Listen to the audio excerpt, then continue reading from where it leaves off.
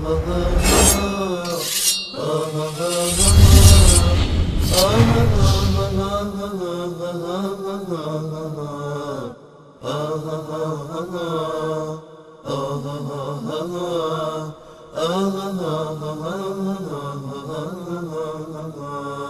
سلام علیکم، بفرمایید. سلام عرض می‌کنم خدمت شما همسایه بینندگان عزیز. من آیا سایه عزیزی تو انتقاد داشت می‌خوام این سوالمون رو مطرح کنیم. خودتون رو معرفی کنید، از کجا زنگ میزنید؟ من رضا هستم، از خوزستان مزاحم میشم. آقا رضا از خوزستان.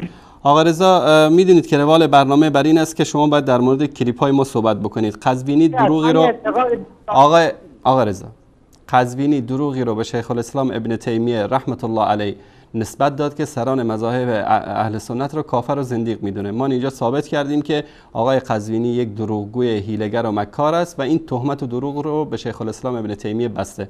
نظرتون در این مورد چی؟ خب اجازه میدید من شما حافظ قضیه تعدیل کردیم من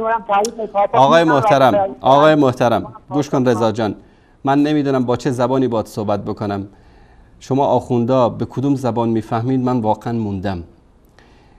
فارسی فصیح دارم بهت میگم. برادر عزیز آقا رضای خوزستانی، حالا اگر خوزستانی باشی، شما در مورد دروغی که آیت الله دکتر حسینی قزوینی هیله‌گر مکار به شیخ الاسلام ابن تیمیه نسبت دادن، نظرتون چی است؟ بفرمایید. آیا انصاری شما من جوابتون رو میدم. شما هفته قبل تحدی کردیم، میخوام جواب تحدی رو بدم و همین جواب میدم که معلوم بشه هیله‌گر. اینو بگو. ببین من قول میدم آقای محترم، من قول میدم جلوی همه بیننده ها که من به شما اجازه خواهم داد که شما جواب تحدی من رو کامل بدهید. لطف کنید اول در مورد دروغ آقای قزوینی صحبت کنید. بفرمایید. من اگه بخوام در مورد صحبت کنم شما را به بیراهه نیست. تو میگی من جواب تحدی تو میخوام بدم، به خاطر همین میخوای وقت رو بکشی. خب اجازه بده جواب تحدی تو بدم. منم درباره آیت الله قزوینی فخر شیعه خواهی چشم شما هم صحبت خواهم کرد.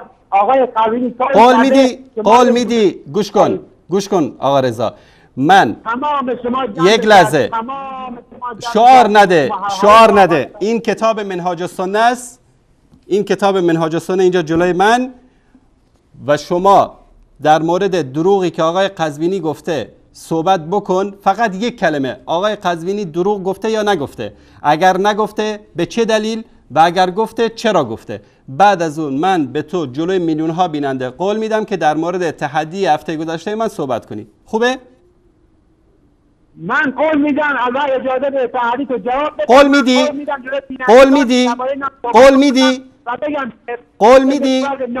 قول میدی شعار نده آقا رضا. قول میدی؟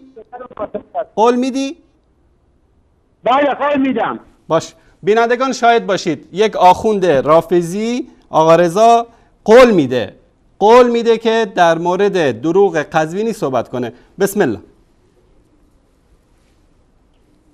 اولا من اگه آخوند بودن افتخار میکردم، ولی همین که میتونم آخوند نه یک شیعه. شما مردان هزار چهره هستید، هر روز چهرهتون عوض میشه. بر صورت الان شما خواستی در مورد تحدی هفته گذشته من در مورد تحدی من صحبت بکنی. بسم الله. چی گفتم من؟ چه تحدی کردم؟ آقا رضا حاشیه نرو، خواهش میکنم، وقت بینندگان رو ضایع نکن. گفتی که در مورد تحدی من صحبت میکنی و بعدش هم قول میدی که در مورد قزوینی صحبت کنی، درسته؟ چشم.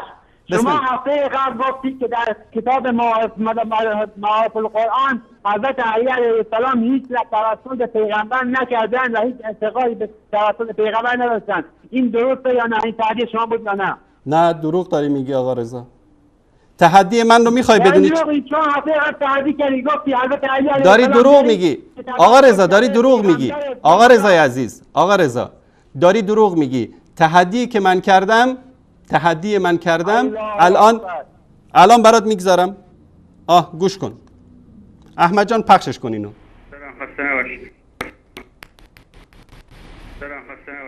سلامت باشید. همین احمد آقایی که لحظات پیش هی داشت سیانمایی میکرد، برادر گرامی یک لحظه تشریف داشته باشید رو خط. آقایی که شما رنگتون تغییر کرده، فلان کرده، این کرده. همین آقا من تحدی میکنم که بیاره از کتاب معارف القرآن یک روایت از سیدنا علی رضی الله تعالی عنه در زیر آیه وابتغوا الیه الوسیله که گفته باشه وسیله جایز است. اینها حالا طرف شیعه است، میخواد از کتب اهل سنت اعتقاد خودش رو ثابت بکنه. میگم از نهج البلاغه بیار، از کتابای معتمد حدیث صحیح از حضرت علی بیار که گفته باشه یا ایها الشیعه به ما متوسل بشید. شنیدی آقا رضا؟ بله چشم، من همین رو میخوام دعوتی شما رو اینجا بدم. این کتاب معارف القرآن، من چی گفتم؟ شما الان به من دروغ بستی، گفتی که من تحدی کردم که از کتاب معارف القرآن. من گفتم از ذیل آیه وابتغوا الیه الوسیله، چون که احمد آقا موضوع بحثی که با ایشون داشتیم گفت که آیه وابتغوا الیه الوسیله رو شما یک لحظه گوش کن پسر خوب گوش کن. شما تحدی من این بود که از ذیل آیه وابتغوا الیه الوسیله در تفسیر معارف القرآن یک روایت از سیدنا علی بیار که گفته باشه به من متوسل بشید. خوبه؟ خب ببین الان این معارف القرآن و اینم آیه آقای محترم، اینم آیه وابتغوا الیه الوسیله در کدوم صفحه؟ بفرما احمد جان نشون بده. کجا؟ کتاب القرآن محمد شفیع عثمانی. خب با ترجمه آقای حسین پور اومده که حضرت علی از وقتی که پیامبر گرامی اسلام را میخواستن دفن کنن، آقا کدوم صفحه، کدوم آیه، کدوم جلد؟ آیه انصاری. این کتاب فارسی آقای محمد شفیع عثمانی. بابا جان کتاب جلوی من هست آقای محترم. تحدی من آقا رضا تحدی منو متوجه شدی چی بود؟ من چی گفتم؟ تکرار بکن. شما همون آیه رو سرچ کنید تو این کتاب میاد، مشکلی نداره.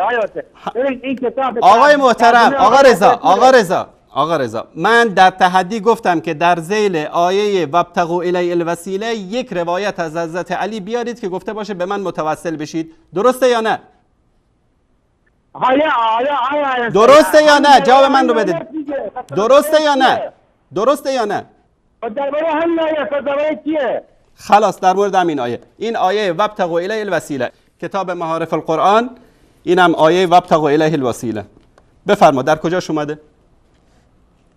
آیا انصاری کتاب معارف القرآن ترجمه آقای حسین پوره. خب من ترجمه فارسی که دارم که اگه شما که حسین پور خیلی هم بیشتر از شما حالی که والله منم امینو دارم.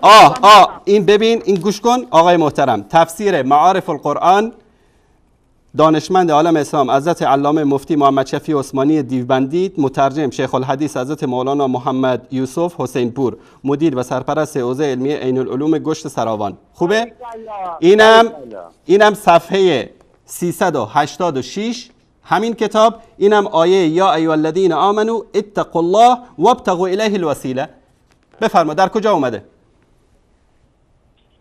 خب میگه حضرت علی علیه السلام کجاش اومده؟ صفحه چند؟ کدوم صفحه؟ صفحه که من یادم نیست. خب شما نمیدید صفحه رو بیارید. دروغ میگی آقا رضا محترم. بابا گوش میکنم. شما برنامه حجت الاسلام یزدانی رو هفته گذشته دیدی؟ ایشون یک دروغی رو گفت. شما گوش کن. ایشون یک دروغی رو گفت، تحدی من رو پخش کرد، یک دروغی رو گفت. اصلا در ذیل آیه وابتغوا الیه الوسیله هیچ روایتی در مورد توسل از حضرت علی وجود نداره. من تحدی میکنم ایشون یک دروغی رو گفت، شما هم رفتید از اونجا گرفتید. فقط یک 10-15 دقیقه صبر بکنید، من انشالله این رو مفصل نشون خواهم داد، همین دروغی رو که یزدانی گفت. آقا رضا وقتی یک چیزی رو نمیدونی نیست. شما مرد باشید.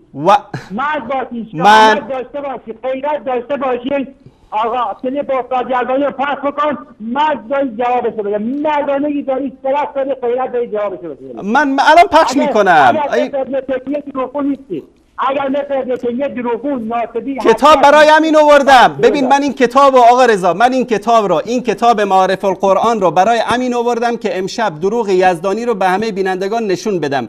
الان شما حتی نمیدونی که در کدوم صفحه در کجا این مطلب اومده و من تحدی میکنم، گوش کن، بازم تحدی میکنم به قزوینی و یزدانی و ابوالقاسمی و همه 200 کارشناس شبکه ولایت، اگر از ذیل آیه وابتغوا الیه الوسیله یک روایت از امام علی آوردن از معارف قرآن، هر چه شما بگید قبوله، من اصلا این شبکه رو میبندم میرم. خوبه؟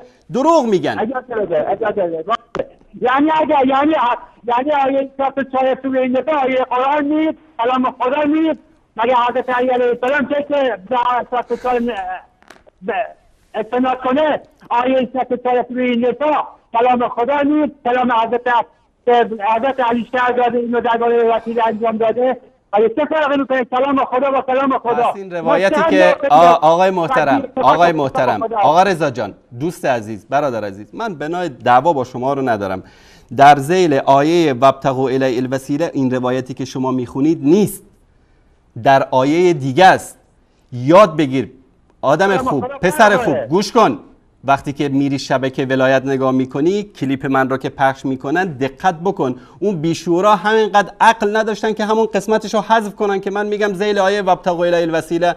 در ذیل آیه وابتغوا الیه الوسیله این روایتی که شما میخونید نیست. در ذیل، الان بهت بگم، در صفحه 44 تفسیر معارف القرآن در ذیل آیه 64 سوره نساء هست. در قضیه استغفار است. در قضیه توسل زیر آیه توسل نیست. متوجه شدی؟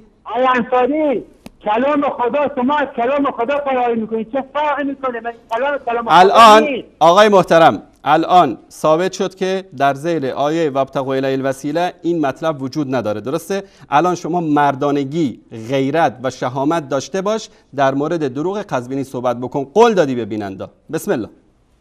من نه صحبت میکنم، ولی مگر آیه 44 سوره نساء کلام خدا نیست؟ اونو قبول دارم، مفصل در موردش صحبت میکنم. آیا شما قدامه مغربی بیشتر میفهمی؟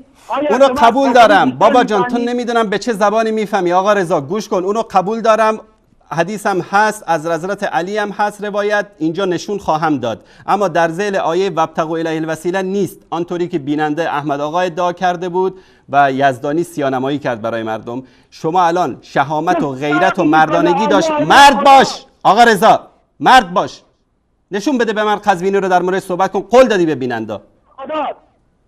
مرد باش، صحبت کن در مورد قزوینی. فقط اینجا شما خلقت و روسیات شدی که حضرت علی علیه السلام به آیه آقا رضا خواهش میکنم مرد باش، 1 کیلو باش، مرد باش، در مورد قزوینی صحبت کن. بسم الله. قول دادی به بیننده. نه به خدا صحبت میکنم، فقط بگو صحبت کن. صحبت کن. بسم الله. محکوم شدی حضرت علی علیه السلام تصمیم را قبول داشتی یا نه؟ به پیامبر توسل کرده یا نه؟ نه توسل نکرد. در کجا گفته؟ توسل نیست. اصلا تو روایت رو نمیدونی که چی است. حضرت علی من تشکر میکنم آقا رضا 1 کیلو باش، مرد باش. اگر میخوای که در بلک لیست شبکه نندازمت، تلفن تو سطل آشغال نندازم، الان قول دادی به بیننده که در مورد دروغ قزوینی صحبت میکنی، صحبت کن. این همه مردانگی و شجاعتی که ادعا میکردی کجاست؟ 1 کیلو غیرت که داشته باش در وجودت. ما مردانه داریم، غیرت داریم، شرف داریم. بسم الله. 1 2 3 در مورد دروغ قزوینی. بسم الله. در مورد دروغ قزوینی فقط یک کلمه حرف این ور اون ور بکنی، دست من رو دکمه تلفن است. 1 کلمه حرف خارج از قزوینی بزنی صدا تا قطع میکنم. در مورد قزوینی من درباره استاد قزوینی چه اجازه بده درباره استاد قزوینی هم صحبت کنم. شما فرض نیستی. بیا همون دروغ آیه. ببین در کتاب اون آقای ناصبی ابن تیمیه اومده اول سران مذاهب کم داره اشاره میکنه. در کجا؟ این کتاب منهاج السنه است. در کدوم صفحه؟ در کدوم جلد؟ در کدوم میگم در کتاب منهاج السنه یادداشت کن. کدوم صفحه؟ کدوم جلد؟ بگو.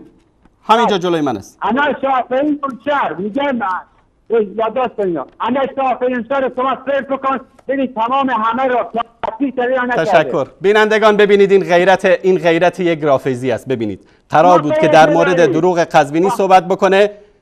والا من بی غیرتر از شما آخوندا کسی رو ندیدم. قرار بود در مورد اینکه ابن تیمیه گفته باشه که سران مذاهب اهل سنت کافر و زندیق هستند، در کجای کتاب منهاج السنه اومده؟ بسم الله. همون اصل مذهب رو بیاید شما، همون کتابی که شما استفاده کردی، همون چیزی که گفت اصل مذهب انتقاد کن، بیا همون رو بیاد تو قدر درباره نظر آقای صدستانی رو صحبت میکنه. دروغ میگی. بخون در کجا گفته. بخون. تو که ادعا میکنی که گفته، در کجا گفته؟ بخون. بسم الله. همون صفحه‌ای که شما استفاده کردید بیا تو کتاب رو که من تو کتاب کدوم صفحه‌شو باز کنم؟ کدوم صفحه‌شو باز کنم؟ بسم الله بگو. این جلوی من کتاب. کدوم صفحه‌شو باز کنم؟ فلان مذهب زنادقه اصلا همون که برای اصل مذهب اون سرچ دادن میاد دیگه.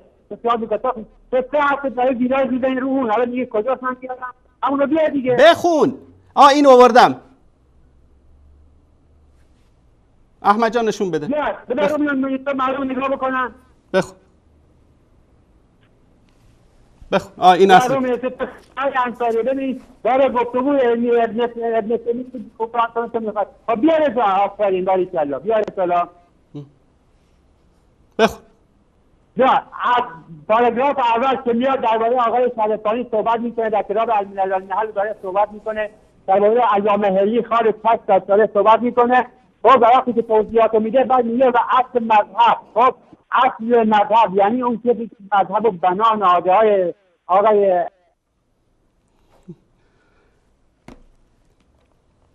بله قطع کرد آقا. این کتاب منهاج السنه است دوستان عزیز.